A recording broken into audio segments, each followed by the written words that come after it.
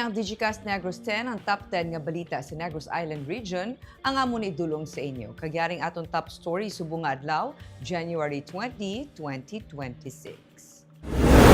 Lalaki nga may diferensya sa pamensaron, patay matapos gitiro sa gwardiya sa merkado sa Kabangkalan. Negative sa coliform kag E. coli ang foreign object nga nakitaan sa Aroscaldo nga ginpanagtag sa Bacolod City Government Center. Motorcycle rider nga wala nag-giveaway sa fire truck, ginpatawag sang LTO. Malapit isa kagatus ka mga salakyan, nagkanadakpan sa Bacolod traffic bungod sa illegal parking.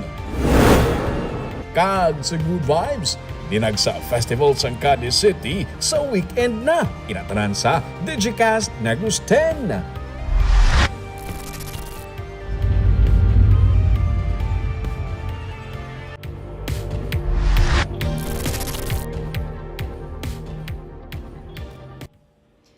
Sa number 10, motorcycle rider nga wala nag-giveaway sa fire truck, ginpatawag sang LTO. Pinaagi sa Information Technology System sang Land Transportation Office na kilalaan ang rehistrado nga tag-iya sa motorsiklo nga wala naghatag sang ligwa sa fire truck para makalabay sa magaresponde ini kuntani sa sunog sa Barangay Alihis sa Bacolod City.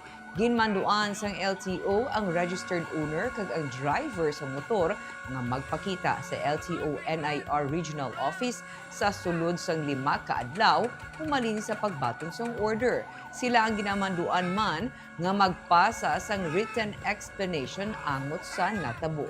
Base sa initial findings ng LTO, isa ka call center agent ang driver sa motor kag wala siya sang valid nga driver's license. Ginsiling ni LTO NIR Regional Director Jack Conlu sa idalom sang layi, mandatory ang pagpahigad sa dalan kung may malabay nga mga emergency vehicles. Ang kapaslawan sa pagsunod sini, makabig nga reckless driving. Sunod sa LTO, magluwas sa reckless driving, posible magapangatubang sa mga kasong obstruction, driving without license kag delinquent vehicle registration ang driver sang motorsiklo.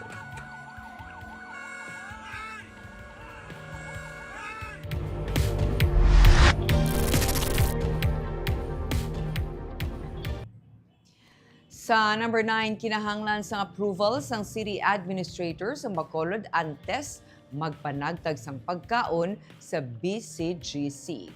Sa Memorandum Order Number MSM 07 Series of 2026 nga ginpagwa sang Office of the City Administrator sang Enero 16, ginmanduan ang tanan nga departamento kag opisina nga magkuha sang permit antes magpatigayon sang distribution o donation sang pagkaon sa sulod sang premises sang BCGC. Ini kasunod sa mga kaso nga may mga pagkaon nga mga napanos kag foreign object nga yara mismo sa pagkaon.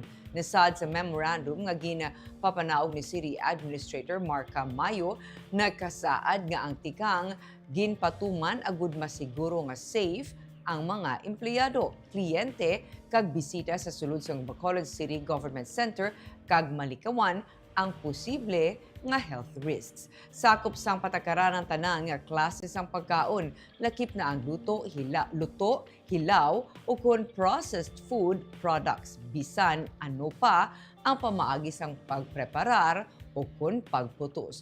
Ginpaandaman man nga ang hindi pagtuman sa mga memorandum magapangatubang sang penalidad base sa mga patakaran kag regulasyon sang syudad. Nga ini nga insidente last week, wala na coordinate sa aton, no? Wala na kalisensya kag wala proper communication. That's why nga gin-reiterate naton ina nga protocol to be observed. Lisensya lang kay para at least ma-coordinate man naton with the City Health Office, especially nga pagkaon nga immediately pwede bla dayon makaon sang aton dira nga staff kag mga taxpayers also nga nagasulod.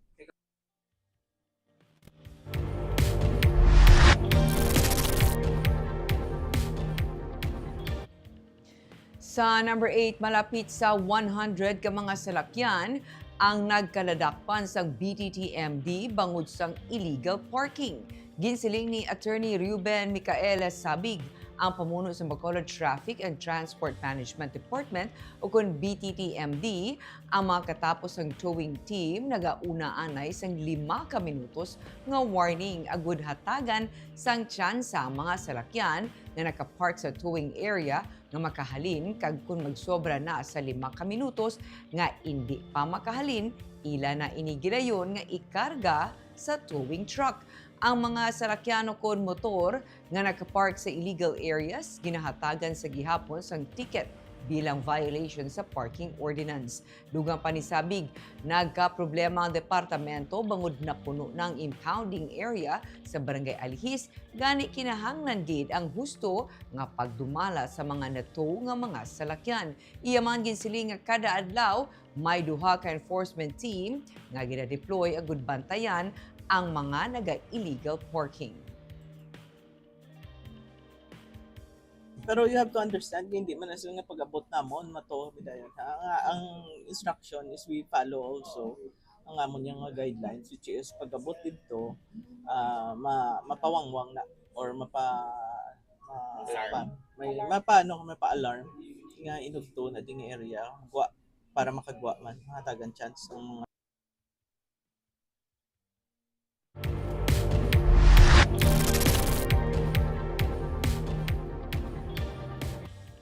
Sa number 7, lalaki patay sa pagpaniro sa Manapla, pagtimalos, ginalantaw, nga motibo. Patay ang 40 anyos nga lalaki matapos gintiro sa Asyenda Unson, Barangay Santa Teresa sa Manapla, sang Lunes. Sa investigasyon sa Manapla PNP, may saksi nga nakapanugid nga isa kaginkilala kay alias George ang nagtiro sa biktima. Wala na sang may natabo pa nga sugilanon.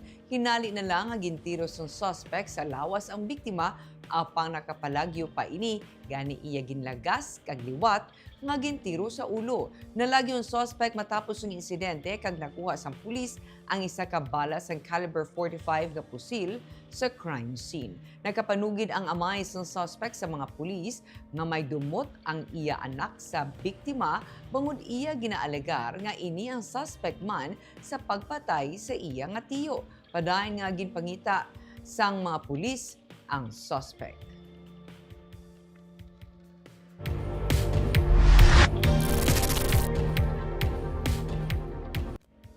Sa number 6, maestra patay, 2 pilason sa bungguanay sang 2 ka motor.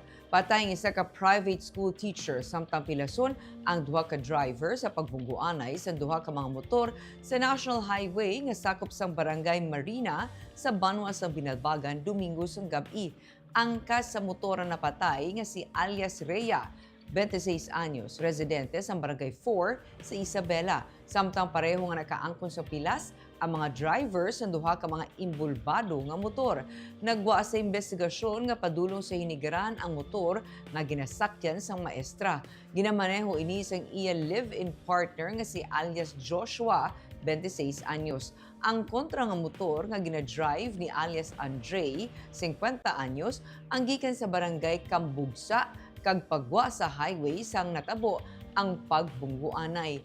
Gindalang 3 sa Binalbagan Infirmary apang napatay ang maestra. Ginsiling ni Captain Jolan Vinson, ang hepe sang Binalbagan PNP, nagapabilin sa ospital ang 2 ka mga driver. Gikan ang maestra kag iya partner sa Sinulog Festival sa Cabancalan City sa matabo ang insidente.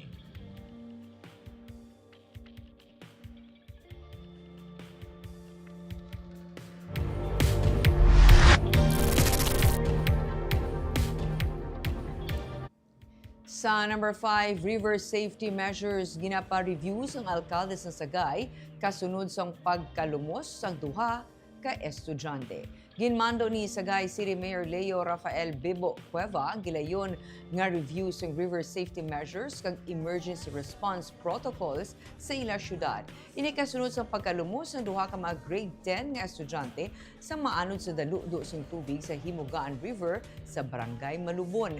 3 man kaadlaw nga nagpatigayon sa joint search, rescue kag retrieval operation nga ginsugdan January 9 to January 11 ang Sagay City Disaster Risk Reduction and Management Office, Philippine Coast Guard Special Operations Group, bantay suba volunteers, mga barangay council, Bureau of Fire Protection kag ang pulis. Enero 9 sang nagpadulong sa suba ang grade 10 students para kuntani sa birthday celebration sa naabtan sila sang flash flood. Ang mga estudyante tigay nga nakalapot sa kilid sa suba, magluwas sa duha ka mga lalaki nga nagapang edaron 16 kag 15 anyos nga naanod. Ginmanduan sang alkalde ang CDRRMO, barangay officials kag mga concerned city offices nga pabukuron ang preventive measures nga nagalakip sa mas klaro nga warning systems, mas istrikto nga monitoring sa river activities kag masupog nga public information campaigns labi na sa maulanon nga panahon. Importante nga mas mapaayo ang temprano nga warning coordination sa mga nabukid nga barangay kag yadtong sa mga nanubaan para makapangaman and kaso nga may pagkambyo sa river condition. Ang LGU mag-assess man sa mga river access points, signage, kag community-based monitoring mechanisms para mapaiway ang kasubong nga hitabo.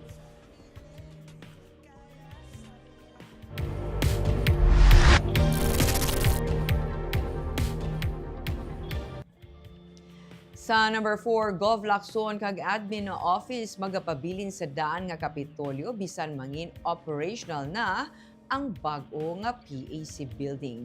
Sa tion nga mahuman na kag mangin operational na ang bago nga Provincial Administration Center building sa Gatuslao Street sa Bacolod, magapabili ng Governor's Office kag Provincial Administrator's Office sa daan nga building sang Kapitolyo Provincial. Sa bulan sa Marso ginapaabot nga mahuman na ang construction sang 7-story nga new PAC building kag ang pag-turnover sini sa gobyerno provincial. Pero ginpabutyag ni Governor Eugenio Jose Lacson nga sa tion nga mangin operational na ini, luyag niya nga magpabili ng iya talatapan sa kundi ini na hamtang sa karon. Halos 1 bilyon ka pesos ang balor sa mga proyekto nga ginsugdan ang construction sang Dynamic Builders and Construction Company Incorporated sadtong 2022. Ginapaabot nga diri na magasaylo ang mga talatapan sa idalom sang gobyerno probinsyal. May ginatapos na lamang sa mga bintana kag handa naman ang mga furniture and fixture para diri nga nalakip naman sa pondo. Sa pihakabahin, ginsiling ni Lacson nga ginapaabot nila sa gihapon nga ma-develop ang katupad sini nga propiedad sang gobyerno probinsyal. Hindi siya familiar sa terms and conditions sa mga proyekto nga sadto pang tion sa Marañon Administration kag tubtub sa karon nagapabilin nga wala pa natando. On the part of the Governor's Office and the Admin's Office, we will stay here. No? I will leave that to the next administration or if they want to move there or not. Ano yung matabo din sa piyama property ko sa daan doon ang building? May penalty ta na ang probinsya, di ba? Ay, why pa nila rin demolish ka dito? Yeah, I am not very familiar with the terms and conditions of that piece of property. But of course, we will still expect the company who has the right to develop that property. We still expect them to develop that area because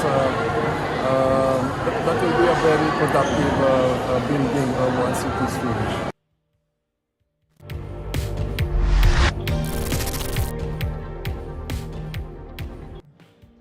Sa number 3, cheque para sa mga LGU nga lubos na apektuhan sang Bagyo Tino ginpanagtag na. Kay nasang aga tigayo na nga napanagtag ang cheque nga gikan sa Presidential Assistance Fund nga ginpagkamaayos ang probinsya direkta ihatag sa mga LGU nga naigo sang Bagyo Tino sadtong Nobyembre sang nagligad nga tuig.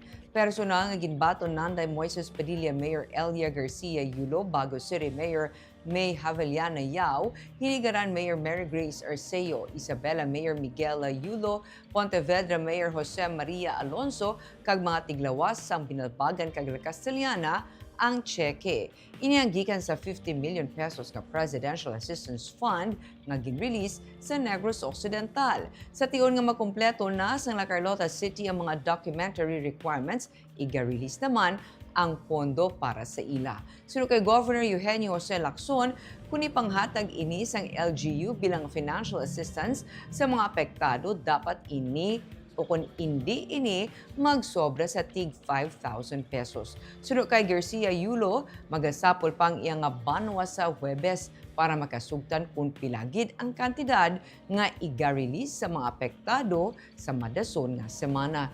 Tingbo na nila ang 10 million pesos gikan sa PAF nga ginpaagi sa probinsya kag ang separado nga 10 million pesos nga gikan man sa PAF nga ila na baton damlag pa. Sa piha kabahin ng isa ka hektare nga duta nga gindonate gikan sa estate ni Cecilia Montilla Garcia Goles nga magaserbe nga relocation site sa Moises Padilla sa karon gina-subdivide na para sa mga Tino beneficiaries suno sa alkalde. There is a limitation to the assistance up to 5,000 pesos. Ang ako po 10 million nga from BBM and then 10 million ni Gov na siya nga planuhan sa Thursday. Doon pila ang target nyo? Kag pila? Yes, kung pila ang amount, ang exact figure, kung sino ang mga tagaan. That will be discussed on Thursday.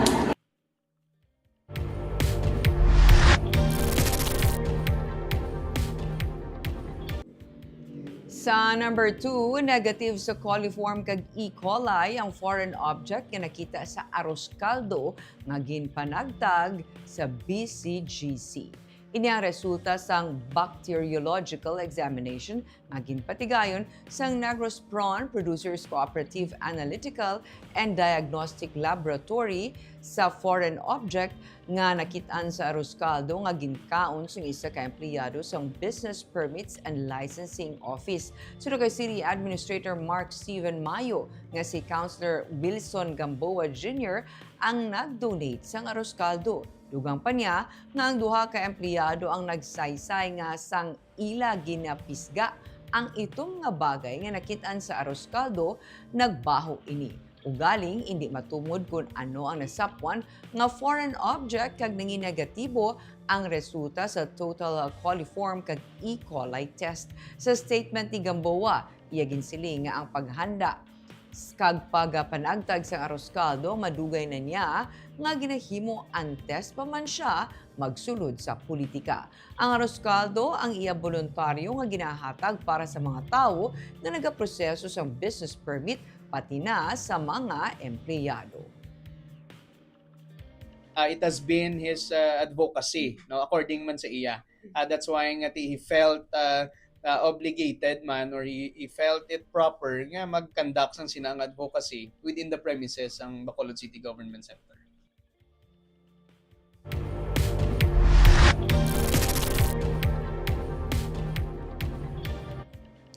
Kag sa number 1, lalaki nga may diferensya sa pamensaron patay matapos gintiro sang gwardya sa merkado sa Kabankalan. Patay ang isa ka ginalegar lalaki nga may diferensya sa pamensaron matapos may tiruhan sang security guard sa Kabankalan New Public Market sa Barangay 1, Kabankalan City, Lunes sang hapon. Makita sa video nga kuha ni Fabrica Vines nga ang biktima nga ginkilala kay alias Alim, 32 anyos, ang nakabangon pa kag nakapungko sa dalan matapos nga matiruhan. Ang suspect naman nga security guard nga ginkilala kay alias Jovan ang nagapabalik-balik lakat samtang ginatabiran sang isa pagid ka security guard. Bit-bit pa sang suspect ang iya nga pusil.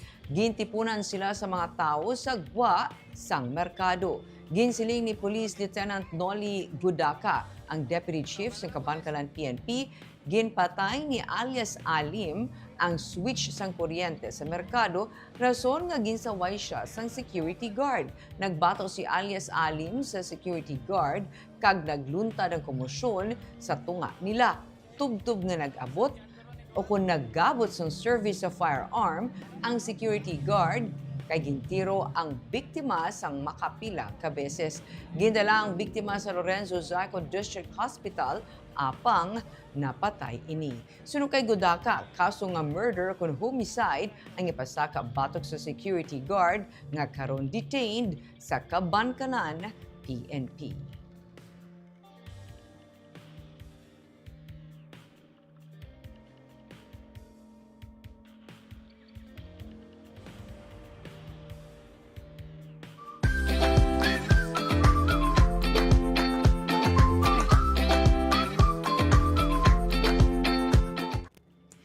Sa Good Vibes sa weekend ng Dinagsa Festival sa Cadiz City, alkalde sang syudad nagapangagda sa publiko nga makigbahin sa selebrasyon. May report si Romeo Subaldo.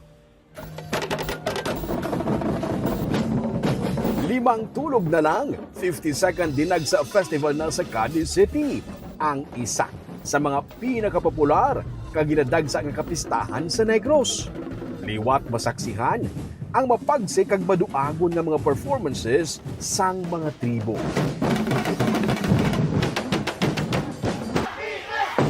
Liwat maeksperiensahan ang sinadya sa lamitanay sa dalanon. Kagliwat dumdumon ang matudtuod nga kahulugan sa kapistahan ni Senyor Santo Niño. Sa Domingo, Enero 25 na, ang highlights gani subong pa lang, nagapang-agda na si Mayor Salvador Bading Escalante sa publiko nga makigbahin sa ilang pagsinadya kag selebrasyon.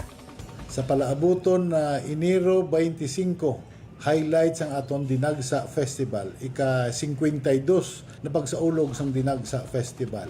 As we always remember, Dinagsa Festival always brings joy and happiness and good clean fun, no, sa pumuluyo sa Negros Occidental kag sa mga kaingod naton na mga probinsya.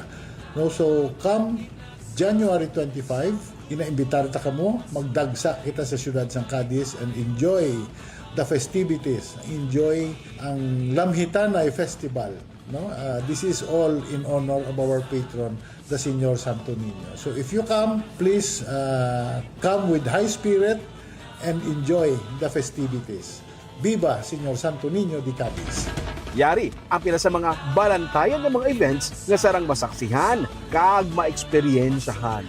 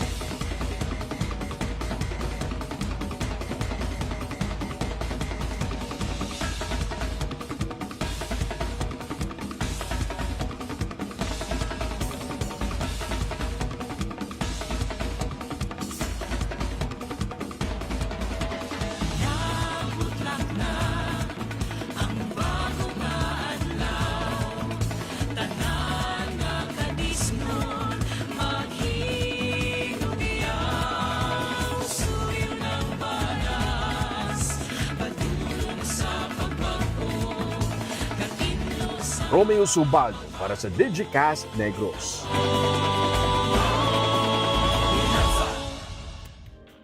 Kaya kita naga-shout out sa ating mga live viewers kay Jeremy Asij. Maayong hapon, Digicast Negros. Good afternoon sa inyo, sir. Kay George Pineda Gaspe. Maayong hapon, Digicast Negros, watching live di sa Barangay Tangub, Subong, while ga-duty, Subong. Sa Tinapay Express Bakery, sa Atubang. Grabe, kompleto ha. Sa Atubang sa Barangay Hall. Baka lang di mambarbaras ang bread, ari lang sa Tubang sa Barangay Hall. Sige sir, kung makalabay ko na sir. And Jocelyn Loquero, maayong hapon Digicast team, watching live from Hong Kong. Jocelyn, okay nang bata na. Mers Peña, maayong hapon sa tanan. Romel Mahilom Galio, hi sir, good afternoon. Kay Brian Uychat, ay kilala ko ni si Sir Brian. Maayong hapon, Barb. Shout out kay Aikitaro Falco and Ish. Hi, Ish. Kabati ka to, Ish. Watching from Villa Angeles. Kumusta na ayhan si Tito Brian? Kay Jeremy Asage.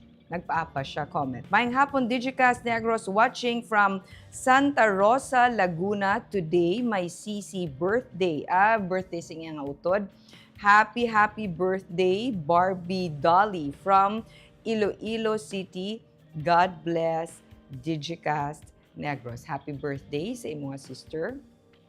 Kagamuyadong top 10 stories of the day. Tubtubwas. Ako si Barbara Mijares. Maayong hapon.